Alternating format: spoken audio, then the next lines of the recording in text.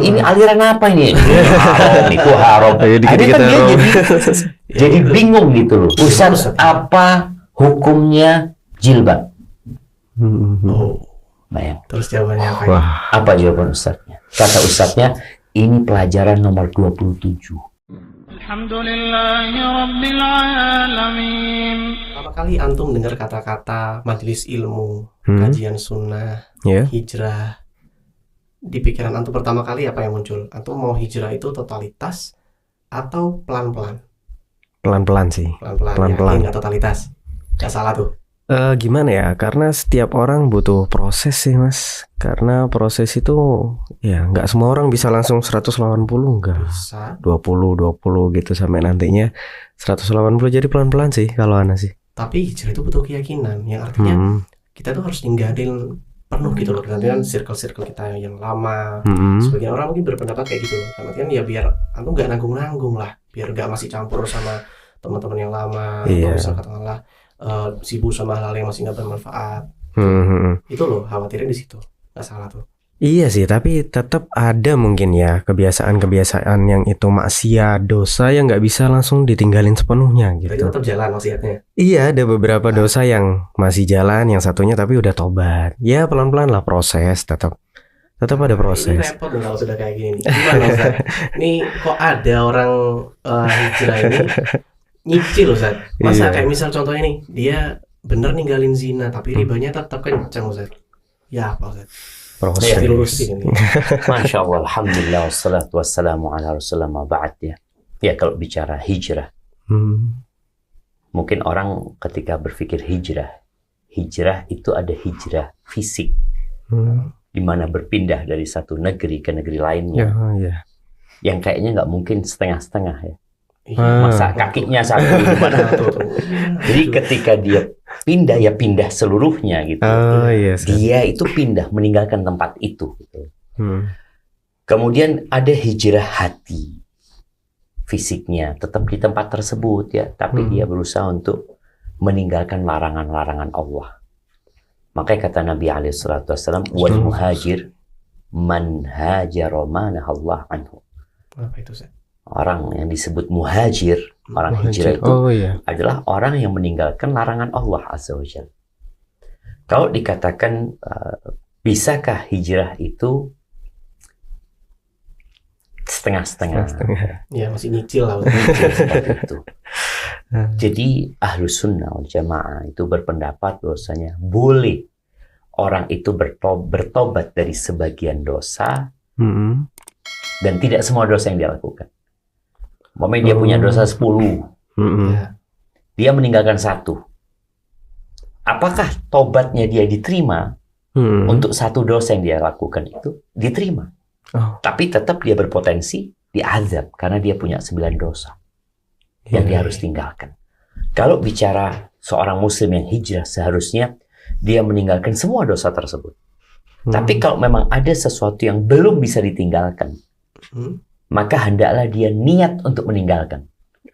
Jadi prosesnya itu bukan dia tidak mau meninggalkan. Kan ada orang yang enggak lah, anak milih-milih, artinya dia itu yang ini aku terima, yang ini aku nggak terima. Nggak boleh, karena secara hukum agama kita harus masuk ke dalam Islam secara kafah gitu loh. Ya ayyuhalladzina amanu udkhulu fis silmi kafah. Niatnya itu harus totalitas. Dia mau benar-benar mau hijrah. Tapi tadi ada dosa yang belum bisa untuk dia tinggalkan. Tapi dalam hatinya dia ingin meninggalkan dosa itu. Bukan dia milih yang cocok sama dia. Umpamanya dia ngomong, dia aku tinggalkan zina. Kalau riba sih, enggak sih, kayaknya nggak apa-apa. Nah, itu yang berbahaya gitu. Tapi ketika dia ngomong, enggak, aku tahu ini dosa juga, ini dosa, dan aku bertekad untuk meninggalkan. Disinilah orang akan dikasih taufik sama Allah Azza wa Jalla. Karena dia punya niat yang benar. Tapi mungkin kondisinya belum memungkinkan. Boleh jadi orang ini kerja di tempat yang ribawi tadi itu. Yang ribawi atau tempat yang ada banyak kemaksiatan ya. Dia terikat dengan kontrak di sana. Yang nggak bisa, tahu-tahu dia hijrah keluar gitu loh. Seperti itu. Jadi intinya kita harus belajar tentang mana dosa dulu nih. Dosa itu kan bertingkat-tingkat juga. Ada dosa besar, ada dosa kecil. Sehingga kalau bicara dosa besar, ketika orang sudah tahu itu dosa besar, harapannya dia meninggalkan. Kan banyak orang itu nggak hijrah karena beranggapan nggak apa-apa. Iya. Nah, ini berarti kan memang Ini aliran apa ini? Haram, itu haram. Akhirnya kan dia jadi bingung gitu loh dengan seperti itu. Karena memang nggak belajar. Jadi intinya kalau bicara seharusnya kita bertobat total. Wa tubu ilallahi jami'an ayyuhal mu'min. Kalian tobat semuanya lah. Wahai orang-orang beriman. Jangan setengah-setengah. Namun ya iman kan naik turun. Ada orang yang bisa totalitas. Keadaan juga kadang nggak semudah itu, Ustaz. Nggak semudah itu. Masya Allah, iya. Cuma memang potensi mereka yang nggak total balik ke dosa dia. Oh, bener sih. Karena Ada dosa potensi ini lebih besar. melahirkan dosa. Dosa itu melahirkan dosa. Jadi kalau dikatakan nggak mampu, sulit, berat, semuanya berat tanpa pertolongan Allah Azza wa Jalla. Benar. Maka tatkala seorang hijrah, maka hendaklah dia selalu memohon pertolongan Allah SWT agar dikuatkan gitu loh. Karena tanpa taufik dari Allah nggak mampu kita meninggalkan dosa. Jangan dosa besar, dosa kecil kita nggak bisa ninggalin. Maka berapa banyak di antara kita yang udah hijrah, tapi terus dosa itu dengan anggapan akan dosa kecil, kan dosa kecil. Maka di antara doa Nabi SAW itu beliau mengatakan, Allahumma habib ilainal iman wa zayyinhu fi qulubina. Ya Allah, cintakan kepada kami iman dan hiasi di hati kami. Wa karrih ilainal kufra wal fusuq wal isyan, dan bencikan kepada kami kekufuran, itu dosa besar, paling besar ya. Kefasikan juga dosa besar. Dan dosa-dosa kecil. Bagaimana kita jadi benci sama dosa? Itu ya. Ya, Masya Allah. Dan tadi Ustaz, berkaitan sama belajar itu Ustaz. Berarti ketika orang itu sudah punya niatan kuat untuk hijrah, wajib dia belajar Ustaz ya? Iya, karena memang sejatinya mau hijrah nggak hijrah, talabul ilmi faridatun ala kulli muslim. Menuntut ilmu itu kewajiban setiap muslim gitu. Muslim, ya. Jangan karena anak alhamdulillah lingkungan anak baik, berarti nggak belajar gitu. Enggak, tetap. Cuma memang tadi ada orang yang memang belum belajar. Dia selama ini dia belajar sih. SD 6 tahun ya. Kemudian SMP 3 tahun, SMA 3 tahun. Udah 12 tahun belajar. Kuliah 4 tahun. Tapi ada ilmu yang wajib dia pelajari. Ilmu tentang masa depan. Ilmu masa depan? Iya. Dunia ini kan nggak punya masa depan. Oh, anak kira buat bisnis di masa depan gitu. Dunia ini apa masa depan dunia ini? Antum mana semua mati, presiden kita mati, nggak ada masa depan dunia ini. Sedangkan banyak orang kuliah itu bukan untuk masa depan, untuk masa di dunia. Masa di dunia, Zat. Dia belajar tadi yang bicarakan dia sekolah 6 tahun, 6 tahun, 4 tahun. Ya, bukan untuk masa depan dia. Maka dia harus belajar tentang akhirat, tentang ilmu agama ini. Itu menjadi kewajiban setiap muslim. Sehingga dia tahu mana yang halal, mana yang haram. Karena anak itu sampai kuliah pun nggak diajarin di kuliah halal haram kan? Iya sih. Belajar dia halal haram. Jarang sih. Berapa SKS sebenarnya? Agama cuma 45 menit apa setiap seminggu sekali itu. Satu semester doang. Iya, kan abis itu udah nggak belajar lagi gitu. Sedangkan dia perlu belajar tentang wudu yang benar, sholat yang benar. Karena ada orang yang sholat, kata Nabi SAW, Innar rajula la yusalli sholata sittina sana. Ada orang sholat selama 60 tahun, satu pun sholatnya nggak ada yang diterima. Bayangin. Ini orang perlu hijrah juga, jangan karena wah alhamdulillah anak sholat gitu. Tapi sholatmu udah bener belum gitu loh. Jadi bagaimana sholatnya jadi benar. Jadi kalau bicara nuntut ilmu agama, ya menjadi kewajiban. Dan hijrah itu ada berhentinya Ustaz ya berarti ya? Enggak ada, karena kalau bicara hijrah meninggalkan larangan Allah ya sampai mati. Jangan dikatakan antum hijrah mulai kapan? Alhamdulillah sudah 4 tahun yang lalu. Nah, sekarang udah nggak hijrah gitu. Dosanya balik dia kerjain gitu loh. Seharusnya dia benar-benar jadi muhajir gitu loh. Muhajir ilallah. Dia senantiasa kembali kepada Allah Azza wa Jalla. Maka perlu belajar. Dan kalau bicara belajar ini sebagai masukan teman-teman juga ya. Tiap pagi Nabi SAW itu berdoa. Allahumma inni as'aluka ilman nafi'. Tiap hari. Maka nggak ada hari tanpa belajar. Engkau kan minta ilmu. Terus gimana cara mendapatkan ilmu? Ya belajar. Apa dia diam-diam kemudian dapat ilham ya, atau jadi pintar gitu kan? Kan enggak, perlu belajar. Kau tiap hari minta, engkau perlu ada usaha. Tiap hari minta rezeki. Iya. Habis subuh tidur, main game. Langit itu tidak menurunkan hujan emas dan perak gitu loh. Jadi gitu, ilmu itu dengan dipelajari. Nah, tapi gini Ustaz, bener ya kita misal belajar ngaji umpamanya. Tapi kadang ada Ustaz, ini anak sedih nih, anak pribadi tuh kayak sedih tuh kadang lihat ada sebagian dari orang-orang yang sudah ngaji, Ustaz bilangnya udah ngaji, sudah belajar.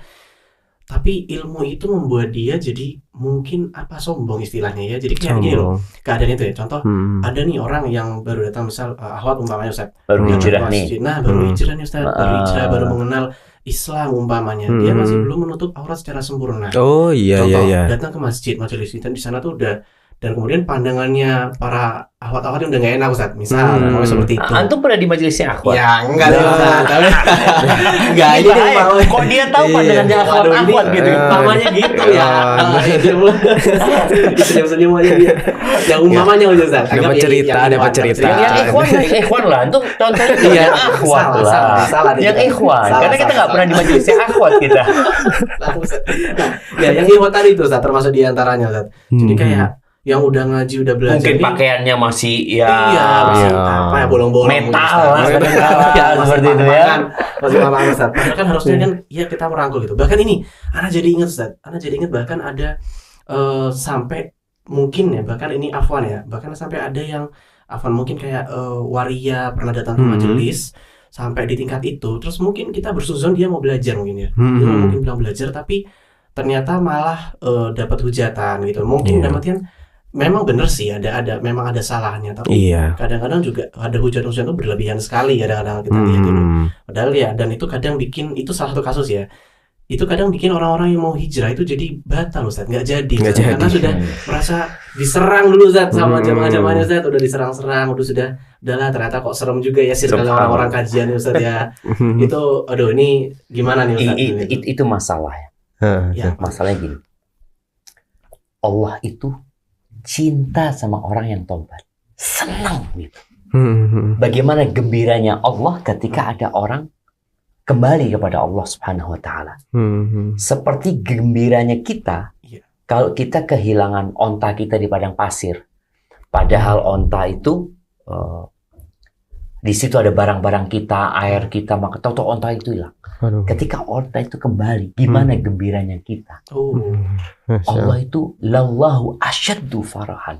Allah itu lebih gembira daripada gembiranya orang ini. Loh, kita ini sebagai hamba Allah hendaklah mencontoh Allah. Seharusnya kita gembira ketika ngelihat orang hijrah gitu. Meskipun masih belum. Ya memang dia kan baru belajar, makanya dia datang ke majelis ilmu. Ini sebuah keutamaan ya. Memang tadi yang disebutkan ada orang yang mungkin teman-teman jadi kayak sombong, dongkak. Enggak juga sih, mungkin karena kurangnya ilmu ya. Ana ingat dengan seorang ustadz ya.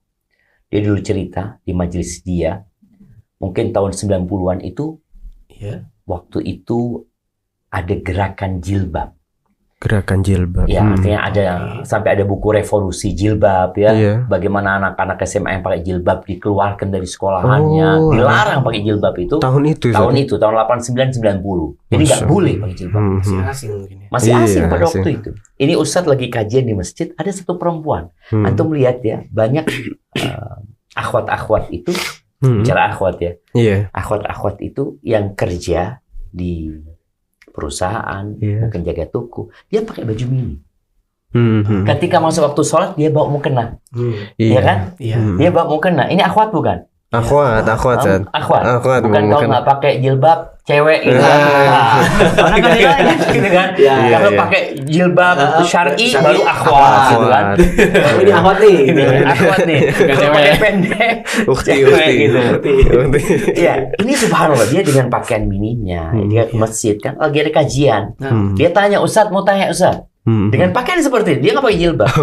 Dia tanya, Ustadz apa hukumnya jilbab? Bayang. Terus jawabannya apa? Apa jawaban ustadznya? Kata ustadznya, ini pelajaran nomor 27. Nomor satunya apa dong? Jadi memang proses hijrah itu harus dimulai dengan tauhid, dengan keimanan. Ketika seorang itu imannya kuat, kalau tadi antum sampaikan, ya sulit mau hijrah 100% gitu. Memang sulit ketika imannya lemah, tapi ketika imannya kuat, itu Allah permisalkan kalimat thayyibah itu, la ilaha illallah seperti pohon, kasyajaratil thayyibah. Seperti pohon yang kuat ya. Asluha thabit wa far'uha fis sama. Akarnya itu menancap di bumi, kemudian cabang-cabangnya itu di atas tinggi di langit. Tu'ti ukulaha kullahin bi'idzni rabbih. Buahnya jangan ditanya gitu loh. Yang penting ini udah tekadnya dulu nancap. Tekadnya dulu nancap. Tadi dikuatkan keimanannya. Jadi ustadz ini, karena ada orang yang kalau dikasih tahu hukum, dia nggak terima. Mental hukum itu. Karena imannya belum kuat. Maka nih ustadz mulai itu kajian tentang tauhid ya, tentang tafsir. Terus ketika imannya kuat, belum sampai pembahasan jilbab tuh perempuan udah pakai jilbab. Masya Allah. Jadi kita kadang-kadang enggak, kita hukumnya haram. Itu ini harus kayak gini. Kadang-kadang kita seperti itu. Padahal tadi bagaimana kita merakul teman-teman seperti itu.